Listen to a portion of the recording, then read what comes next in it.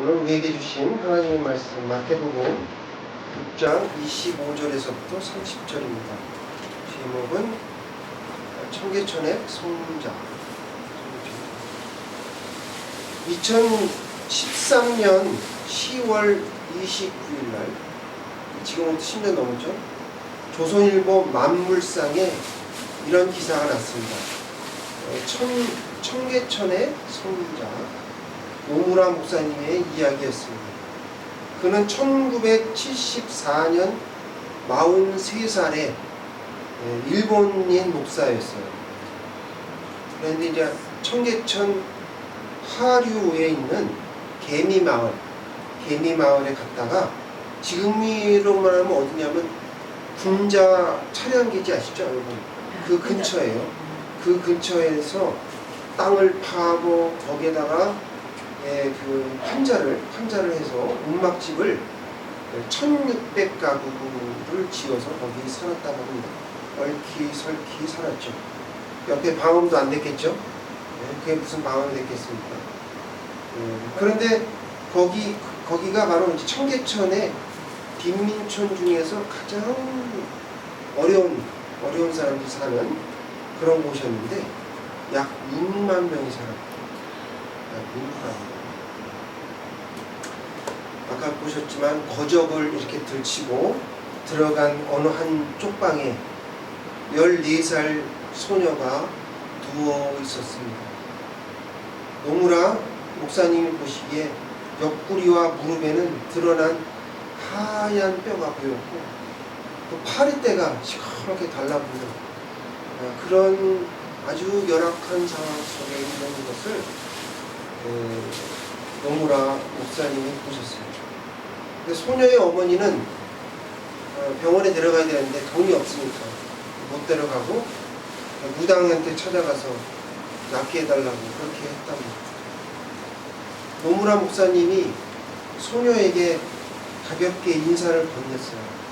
그랬더니 얼굴이 완전히 해골 같은 그 소녀가 눈만 굴리고 쳐다볼 뿐 아무 소리를 못하면서,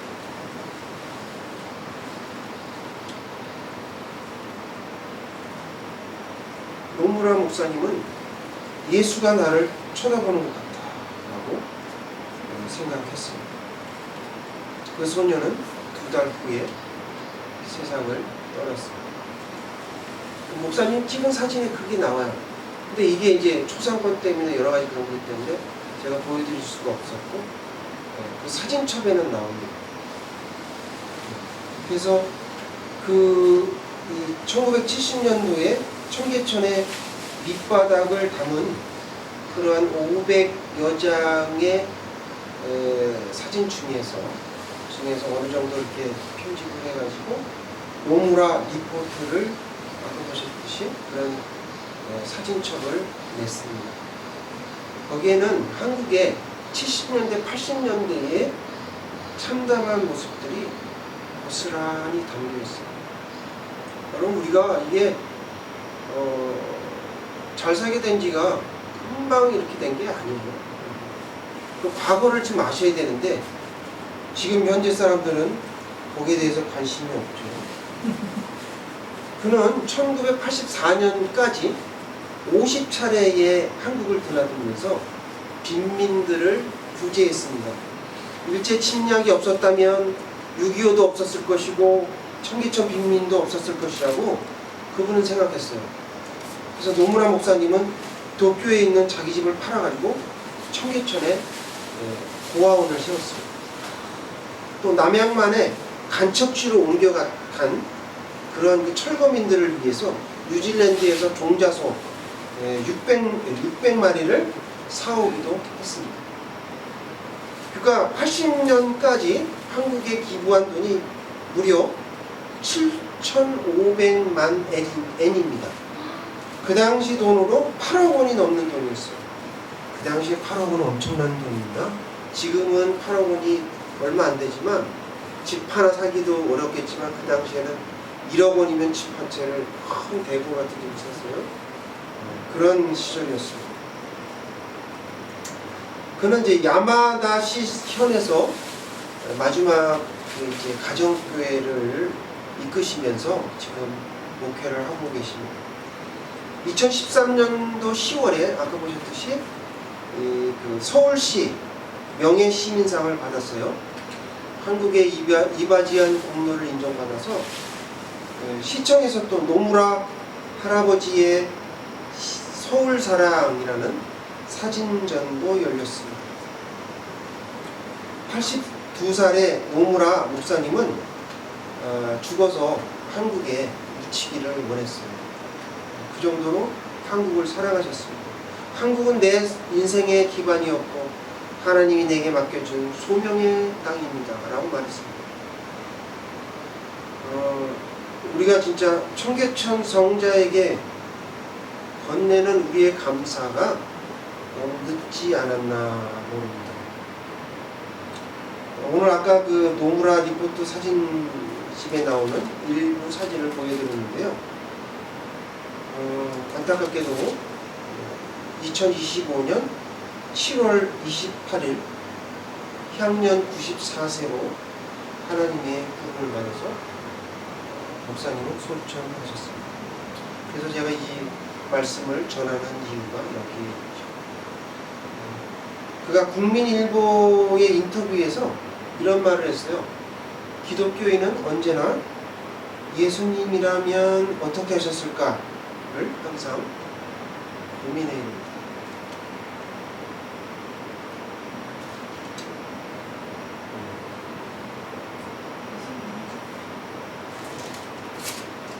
저는 이 기사를 보면서 마음이 먹먹해집니다. 만약에 여러분 우리가 지금 아직도 그 가난 속에서 헤매고 있는 나라라면 어떨까요?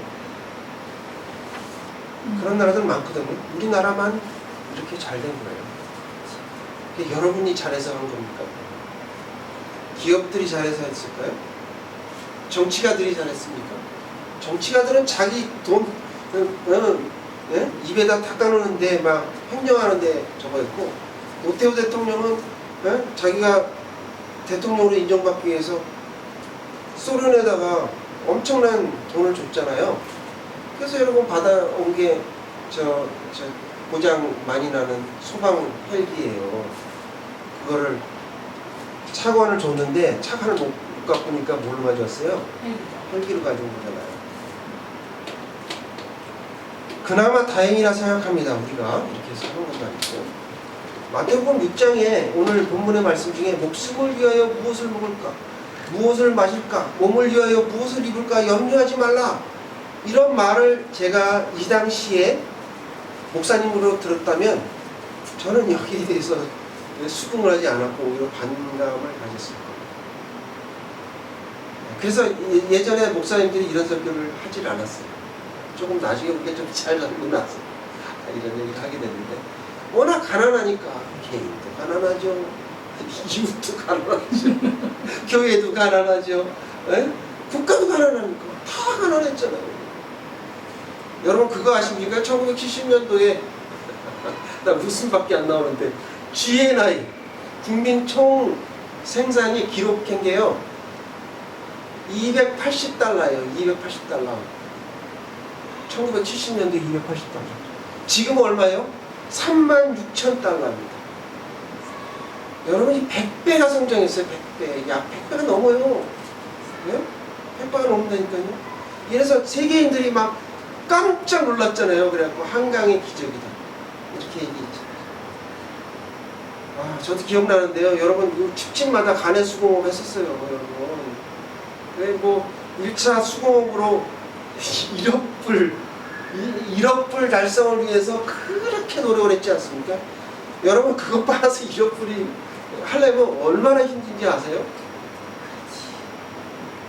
말도 안 됩니다. 그래서 우리 그 위에 선배들이 가발 공장에 가서 일하고 홀치기 하세요. 홀치기 모르시는구나. 일본에 저 치마 이렇게 팔찌게 이렇게 찝어가지고 홀치기라고 있어요. 이렇게 하면 그걸 나중에 풀잖아요. 그러면 그 모양이 물방울처럼 그 모양이 이렇게 섬세하게 돼가지고 그거를 일본 사람들이 치마 입고 다녔어요. 그거를 홀치기라고 그래요. 그래서 집집마다 홀치기 하는데 많았어요. 저 많이 봤어요. 방직 공장에서도 일하고 또 뭐예요? 이런 생활용품을 해가지고 수출해서 이렇게 된 거예요. 그러니까 그리고 나중에 우리가 어떻게 됐어요? 경제 정책을 1차 산업에서 2차 산업, 중공업으로 바꾸고 이렇게 발전했기 때문에 우리나라가 아까 보셨듯이 3차 타고 다니다가 어떻게 돼요? 현대자동차 공이 타고 다니고 이렇게 된 거 아닙니까? 여러분 맵시나 아세요? 맵시나? 못 들어보셨죠? K303. 네, 저는 그거 해봤어요. 1983년도에. 그런 차가 있었어요 옛날에. 근데 그때는 하루에 한 번씩 망가졌어요. 포인트라고 그래가지고 제가 저기 운전병이었는데 하루에 한 번씩 망가졌다니까요. 제가 마크4를 몰고 다녔는데 우리 영감님이 맨날 망가지고 넌 맨날 차 고치러 공장에만 가냐. 어쩔 수 없는데 맨날 망가지는 걸. 지금 어때요? 제 차는요, 제 차가 아니죠. 우리 와이프 차인데 지금 8년 됐는데 한 번도 안 망가졌어요. 광고하는 게 아닙니다. 현대 아반떼 8년 됐는데 한 번도 망가진 척이 없습니다. 이런 나라가 됐습니다. 근데 이렇게 경제 성장이 이렇게 됐는데 그거를 이제 같이 등에 업고 한 게 뭐예요? 한국교회죠. 그래서 한국교회가 막 불부터 일어났잖아요. 새벽적 훈련 이렇게 해갖고 뭐 지방에서 모두 다 공장에서 일할 사람들이 오니까 시골에 있는 사람들 다 서울로 올라가. 서울로 올라와서 뭐예요? 같이 이렇게 할 사람, 말할 사람이 친구가 필요하니까 교회를 나가게 되고, 그래서 교회가 부흥이 되고 이렇게 된 거예요. 그런데 여러분 지금 어떻습니까? 교회가 지금 이렇게 불안하고 있죠? 그럼 뭐예요? 이 결과론적으로 봤을 때 이거는 절반의 부흥밖에 안 된다. 진정한 부흥이 되지 못했다라는 게 제 생각입니다. 또 뭐 이런 생각도 가질 수 있어요. 어쨌든 간에 그 얘기는 제가 너무 시간이 없어서 안 합니다. 어쨌든 우리가 기회를 얻었는데 이런 좋은 기회를 잘 활용해서 정말 진정한 부흥이 일어났어야 되는데 안타깝다라는 거죠. 안타깝다. 그리고 왜 이렇게 그 사람들이 교회를 오래 다녔는데도 불구하고 믿음이 자라지 않은 걸까? 신앙이 성장되지 않은 걸까? 교회가 이렇게 됐으면 지금 제 생각으로는 대형 교회가 많이 되는 게 아니라 이렇게 중소 교회들이 많이 생겨서 여기저기 정말 곳곳에 하나님의 말씀 전하고 정말 성직자들이 바르게 살고 이렇게 해서 사회에 공헌을 하고 사회를 정의와 공의로 이끌 수 있었는데 그렇지 못하는 거죠. 안타까운. 우리가 한 번은 우리 미래 세대를 위해서 우리가 물려줄 교회니까요. 좀 고민을 해봐야 되는 시간입니다. 심각하게 고민을 해봐야 되잖아요. 라는 게 오늘 말씀드리고자 하는 이야기의 핵심입니다.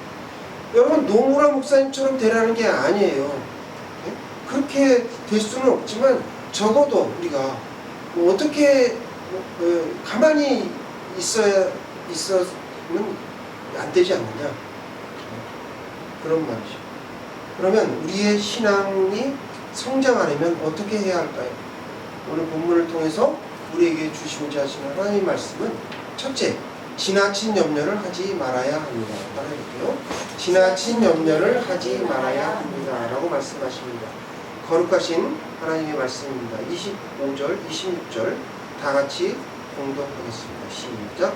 그러므로 내가 너에게 이르노니 목숨을 위하여 무엇을 먹을까? 무엇을 마실까? 몸을 위하여 무엇을 입을까? 염려하지 말라. 목숨이 음식보다 중하지 아니하며 몸이 그것보다 중하지 아니하니라. 공중의 새를 보라. 심지도 않고 거두지도 않고 창고에 모아들이지도 아니하되 너희 하늘 아버지께서 기르시나니 너희는 이것들보다 귀하지 않느냐. 오늘 말씀은요, 여러분이 너무나 잘 아시는 본문입니다. 적어도 여러분이 이 본문을 가지고 목사님들의 관계를 예수님께서 이렇게 소상하게 이렇게 말씀해 주신 것이죠. 주목해야 될 것은 그러므로입니다. 그러므로는 접속사인데, 그러므로 이렇게 시작하죠. 오늘 그러므로 내가 너희에게 이르노니. 31절에 보면 뭐라고 나왔어요? 그러므로 염려하여 이르기를 이렇게 나오죠. 34절에 그러므로 내일 일을 위하여 염려하지 말라. 네, 그래서 이 그러므로라는 말을 통해서 하나님께서 이렇게 그 결과를 이렇게 도출하시는데, 오늘 논증의 형식을 보면 주님이 명제를 갖다가 작은 차원에서 이렇게 높은 차원으로 끌어올리십니다. 어떤 거를 볼 수가 있냐면, 일반적인 자연현상에서 우리의 모습을 이렇게 대조하세요. 보실까요? 예를 들면 공중에 나는 새를 들었죠. 그러면서 우리와 대조를 하셨죠. 그 다음에 또 뭐예요? 들의 백합화를 보라 이렇게 얘기하시면서 솔로몬의 모든 영광을 대조하셨어요. 네. 그러면서 이렇게 이제 자세하게 우리에게 말씀을 해주시는데, 여기서 보면 이제 보라라는 말 나와요. 공중의 새를 보라. 이게 보통은 성경에서 보라 이렇게 하면 강조거든요. 강조인데 여기서는 그런 게 아니에요.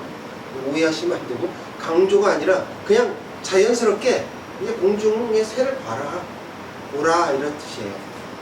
보라라고 하지 말고 보아라 했으면 좋았을 텐데, 어쨌든 그런 자연현상을 너희들이 접할 수 있지 않느냐 그런 뜻이죠.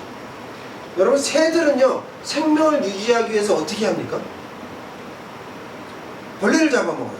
네?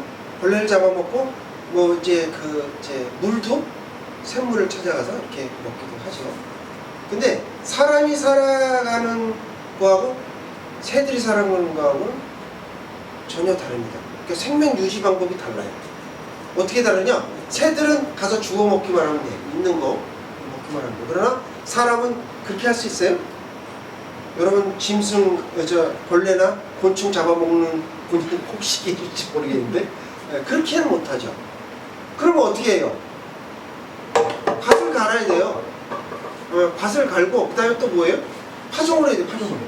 파종을 하고 또 뭐예요? 김을 매줘야 돼요. 김을. 풀도 다 뽑아주고 이 겨운 떼약볕에 그걸 다 해야 됩니다. 그걸 안 하면 어떻게 돼요? 추수 때 풍년을 기약할 수 없어요. 그러면 나중에 추수해서 곡간 안에 곡식을 저장해 놓고 그 다음에 먹는 것이 뭐예요? 사람이에요. 그러니까 짐승과 사람은 다른 거예요. 여러분 반달곰 아시죠? 반달곰은 지금 가을에 막 이제 뭘 많이 먹어야 됩니다. 네? 많이 먹어갖고 어떻게 돼요? 네, 깊은 굴 속에 가갖고 겨울잠을 잔다고요. 그래야 살아요. 근데 사람 중에 그런 분 없잖아요. 없죠. 다 길거리에 뚱뚱한 사람들 날 굴에 들어가려고 그러나? 그런 건 아니죠. 그런 건 아니란 말이에요. 그러면 어떻게 해야 되느냐? 그러니까 하나님이 주관하시는 일은 어떤 거냐? 새를 돌보시는 거예요. 하나님 다 새를 돌보시는 거예요. 새에게 먹이를 주시고 물을 공급해 주시는 분이 바로 하나님이시다. 그리고 또 뭐예요? 하나님이 날씨와 비 이런 것들을 주관하시죠. 그래서 이거를 이제 우리가 교리상으로 전문용어로 뭐라고 하냐면 일반 섭리. 따라해볼게요. 일반 섭리. 네. 이걸 일반 섭리라고 그래요. 그러니까 일반 섭리에 대해서 여러분이 걱정하지 말라 이런 뜻이에요. 이 말씀은. 네? 그러니까 풍년이나 비나 이런 환경들 기후를 주시는 분은 전능하신 하나님이지 너희들이 아니다. 그러니까 니네들이 그런 것까지 걱정하고 그럴 필요는 없다. 그런 거죠. 그래서 우리가 추수감사절 때 하나님께 감사하면서 이렇게 올려드리잖아요. 그 의미를 여러분 아셔야 돼요. 예전에 우리가 좀 좀 그런 분들이 많이 있었는데 지금은 뭐 없겠죠, 그런 분이. 근데 뭐 저기 무슨 문제가 생기면 뒷뜰에 가가지고 정화수 떠놓고 빌죠. 빌어요. 신령님, 길령님, 비나이다 빌어요. 또 어떤 분은 또 몰래 전보로 다니는 분도 있고, 뭐 이런 분들이 지금은 없겠죠. 지금은 없는데, 자 여러분, 이런 사람이 하나님과의 관계 속에서 세상 일에 항상 근심하고 염려하고 이렇게 한다면 그것이 죄라는 사실을 여러분 아셔요. 그것이 죄예요. 죄. 제가 구피를 키우거든요. 구피 키운 지가 한 7년 됐어요. 7년 됐는데 구피는 제가 먹이를 주지 않으면 죽는 거예요. 물을 갈아주지 않으면 어떻게 돼요? 죽어요. 왜요? 오염이 돼가지고. 근데 구피를 내가 어항물을 갈면서 이게 옮겨야 되잖아요. 옮겨놔야 물을 갈아야 되니까. 그래 이제 그 물을 이렇게 뜨르면은 이게 이제 잡히기 싫다고 튀겨 나가요. 근데 그거를 이제 주술라고 애써서 하는데 그것도 싫다 이거야. 걔 도망가는 놈들이 있거든요. 조그만 것도 있고 못 잡아. 그럼 어떻게 돼요? 죽는 거지. 죽는 거예요. 그러니까 물 갈아주고 먹이 주고 이런 거를 왜 걱정을 해? 구피가 알아서 다 해주는데 나는 주인님이 주시는 그거 싫어요. 난 나가서 내 마음대로 살래요. 그리고 어항을 떠나면 어떻게 돼요? 죽는 거지 뭐. 그래요. 근데 여러분도 그와 비슷한 일을 지금 하신다는 얘기죠. 그게 바로 죄라. 그런 얘기입니다. 그래서 아무리요 좋은 종자를 심어서 여러분이 애를 써서 농사를 짓고 이렇게 한다, 수고를 한다 하더라도 갑자기 날씨가 추워지고 비가 안 오고 이러면 어떻게 돼요? 농사 망치더라고요. 올해 복숭아 농사 그랬잖아요. 처음에 그 날씨가 막 그래가지고 요새 복숭아가 제대로 된 복숭아가 잘 없습니다. 소출이 없어가지고 막 점박이 있고 막 이런 거 생기고 그래요. 그러니까 여러분들이 그런 걱정은 하지 말라. 근데 이제 단지 이제 우리가 그렇다고 해서 또 아무것도 안 하고 막 하시는 분이 혹시나 있을까 해서 제가 염려해서 말씀드리는 건데, 우리의 할 일은 그거예요. 밭을 갈고 씨를 뿌리고 그 다음에 하나님께서 좋게 이렇게 결실을 맺어 주시면 추수해서 감사하고 우리 먹고 생명을 유지하는 겁니다. 그게 우리의 할 일이다. 그러니까 안절부절 못하고 뭐 언제 비가 오는지 또 뭐 그 갑자기 추워지면 어떡할까 이렇게 걱정하고 염려하는 것은 하나님 아버지를 신뢰하지 못하는, 하나님 아버지를 신뢰하지 못하는. 그래서 염려란 하나님의 모든 약속을 붙잡지 않는 그 행동이 바로 염려라는 말입니다. 여러분은 우리의 적, 원수, 이 사단이요, 가장 그가 이렇게 많은 유혹을 하는데 그 중에서 아주 그 사용하는 무기 중에 의심이라는 게 있어요. 의심. 근데 염려는요 의심의 사촌이에요. 여러분 아시죠? 그러니까 어떻게 해야 돼요? 너무나 지나친 염려를 하지 말아야 된다라고 말씀하십니다. 둘째, 생명의 길이를 연장해야 합니다 라고 말씀하십니다. 보혜사 따라해 볼게요. 생명의 길이를 연장해야 합니다. 보혜사 성령님의 말씀입니다. 27절, 8절을 다 함께 찾아 읽겠습니다. 시작. 너희 중에 누가 염려함으로 그 길을 한치라도 더할 수 있겠느냐? 또 너희가 어찌 의복을 위하여 염려하느냐? 들의 갑갑을 어떻게 자라는가 생각하여 보라. 수고도 아니하고 길쌈도 아니하느니라. 아멘. 여기에서 그 키라는 말이 나오죠. 그러니까 그 키는 이렇게 뭐 높이를 얘기하는 게 아니에요. 우리의 키 뭐 이런 걸 얘기하는 게 아니고 큐빗이에요. 큐빗. 한 큐빗이 뭐죠? 여기서부터 여기까지를 얘기하죠. 40cm를 한 큐빗이라고 해요. 그래서 그런 높이를 말하는 것이 아니고 헬라어에서는 그것이 뭐냐? 생명의 길이를 의미합니다. 생명의 길이. 그러니까 문맥상으로 사람의 수명을 조금이라도 연장할 수 있겠느냐라는 예수님의 질문입니다. 그러니까 이제 이 말씀을 다시 풀어서 말씀을 드리면, 너는 이 문제에 정면으로 대면해 보라. 너희가 모든 수고와 근심 걱정 속에서 준비한 재물과 대단한 노력으로 너희 중에 어느 누가 한순간이나 수명을 연장할 수 있겠느냐라는 예수님의 말씀. 목숨을 연장할 수 있겠느냐, 그런 얘기죠. 여러분, 돈이 많은 뭐 만수르나 재벌 2세가 이런 말을 해요. 돈은 힘이고 권력이다, 이런 말을 하지요. 돈 많은 사람은 그렇게 해요. 그러면서 이제 자기가 그걸 과시를 하는데, 그도 역시 생명을 연장할 수 있는 능력은 없습니다. 돈으로 살 수도 없죠. 우리가 아무리 의학이 발달한다고 해도요, 여러분 병원에 가면 똑같은 증세에 암이 걸렸는데 어떤 사람은 치료해서 살고 어떤 사람은 어떻게 해요? 죽어요. 그럼 왜 같이 살아야 되잖아요. 그게 안 되는 거예요. 그래서 우리는 한치 앞을 내다볼 수 없는 것이 사람입니다. 이 모두가 전적으로 창조주이신 하나님께 달려있다라는 것을 오늘 예수님께서 말씀하시는 거죠. 여러분, 모든 인간의 생사화복은요, 천국에 가면요, 천국에 생명센터가 있어요. 거기에서 다 관리하는 거예요. 그래서 복음에는요, 복음은 사람을 두 분류로 구분합니다.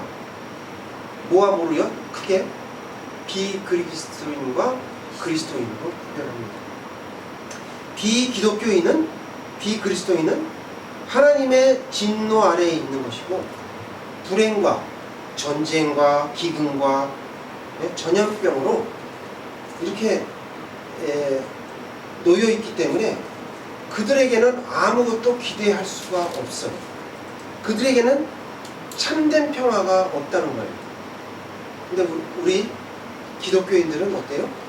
예수 그리스도를 믿음으로 우리에게는 참된 평화가 있다는 말이에요. 그러니 여러분, 걱정하지 말고 여러분이 할 일만 하시면 돼요. 더 이상 걱정할 필요가 없어요. 쓸데없는 걱정이에요. 여러분, 그냥 여러분이 하시고자 하는 그 일상에서 씨 뿌리고, 추수하고, 그리고 알곡을 거두면 됩니다. 나머지는 다 어떻게 해요? 주님께서 다 알아서 하십니다. 모든 것이 하나님의 손 안에 있다라는 것을 우리가 기억해야 합니다. 그러므로 생명의 기회를 연장해야 한다고 말씀하십니다. 말씀을 통해서 지나친 염려를 하지 말아야 합니다. 생명의 길이를 연장해야 한다고 말씀하십니다. 골로새서 3장 1절 2절 주보의 뒷면에 있죠. 다 함께 찾아서 공독하겠습니다. 그러므로 시작. 그러므로 너희가 그리스도와 함께 다시 살리심을 받았으면 위의 것을 찾으라. 거기는 그리스도께서 하나님 우편에 앉아 계시느니라. 위의 것을 생각하고 땅의 것을 생각하지 말라. 아멘. 그래서 많이 듣던 말씀이죠. 맞습니다. 여러분, 주보 뒷면에 보면 2025년도 사랑의 나눔교회 표가 그겁니다. 따라해볼게요. 시작. 같이 읽어볼게요. 시작. 위의 것을 생각하고 위의 것을 찾아라. 이 말씀이죠. 여러분 기억하실 거예요. 2025년도 저에게 주신 이 말씀을 여러분 잘 실천하고 계시는지 잘 모르겠습니다. 어떤 분은 목표를 세워가지고 성경을 필사라고 막 애를 쓰는데 네 권 중에서 필사해야 될 4권 중에서 벌써 3권은 다 썼어요. 그리고 이제 마지막 한 권을 향해서 박차를 가하고 있는데 잘하였도다 착하고 충성된 종아, 이렇게 예수님이 말씀하시겠죠. 잘하시는 겁니다. 한 예만 들었어요. 제가 시간이 없어서. 자, 여러분 제가 예전에 2023년 12월 그 전에 2023년도 맞아요. 12월에 제가 설교를 이런 말씀을 드렸어요. 영등포역 앞에 있는 한평 구두방 가난한 천사 강상호 씨에 대해서 제가 소개했던 적이 있습니다. 기억하실지 모르겠는데 이분이 장애인이었죠? 장애인이었는데 없는 살림에 자기보다 더 가난한 이웃을 돌보기 위해서 새벽에 폐지를 주스러 다니고 하다가 덤프트럭에 치여서 소천하셨던 훌륭하신 분에 대해서 제가 소개했던 적이 있습니다. 또 2024년 5월에 제가 또 소개를 해드렸는데 맨발의 천사 최춘선 목사님 기억하시죠? 네. 그분은 이제 부잣집에서 태어났어요. 그래가지고 일본 와세다 대학을 졸업했고요. 인텔입니다. 아주 똑똑하신 분이에요. 성경도 많이 읽으셨고. 그래서 그가 말씀을 실천하시려고 자기가 가지고 있던 김포의 그런 땅을 다 팔아서 가난한 사람에게 모두 나눠주고 있죠. 그리고 30년간을 맨발로 다니면서 예수천당, 불신교 이렇게 외치다가 돌아가셨습니다. 그리고 오늘 제가 말씀드린 일본 사람 노무라 목사님, 청계천의 성자라고 불리는 이분에 대해서 제가 말씀을 드렸는데 이 세 분의 삶을 한마디로 간략하게 요약하면요, 우리가 아까 읽었던 위의 것을 생각하고 위의 것을 찾았다라는 거죠. 존 버녀는 자기가 쓴 책 천국과 지옥에서 이런 말을 했어요. 사람들이 어리석게 된 가장 큰 이유는 위의 것을 바라보지 않기 때문이다 라고 말했어요. 그러니까 우리가 자꾸 땅의 것만 보고 땅에만 하다 보니 이런 일이 생긴다, 그런 얘기죠. 사실 그런데 여러분한테 참 결코 쉽지 않은 요구라는 건 저도 압니다. 위의 것을 바라보라, 위의 것을 생각하라. 그러나 어때요? 그것은 좁은 길이지만 생명의 길이기 때문에 여러분에게 말씀을 드리는 거죠. 우리가 꼭 천사라는 칭호, 또 여기 보면 성자라는 칭호를 받지 않았다고 할지라도 우리가 할 수 있는 일이 있다는 거예요. 노무라 목사님 보고 하나님이 한국 사람 그 전쟁에서 폐허가 된 한국민을 다 도우라고 하시진 않았잖아요. 그분은 자기가 맡은 소명, 청계천에 있는 사람을 도우는 거죠. 그러니까 여러분들이 그 주위에 있는 소외된 사람, 또 가난한 사람을 돌봐서 사랑의 나눔을 실천하면 어떻겠냐라는 게 우리 오늘 말씀의 주제입니다. 그래서 염려하지 않고 사는 방법은요, 바로 그런 거예요. 위의 것을 생각하고 내 주위에 있는 사람들을 돌보며 사랑의 나눔을 실천하는 거예요. 이것이 바로 생명의 길이라는 거죠. 생명의 길을 연장시킬 수 있는 길이라는 거죠. 여러분, 하나님을 아버지로 모시고 믿음으로 살아가는 사랑의 나눔 성도님들이 다 되시길 주님의 이름으로 축원합니다. 기도하시겠습니다.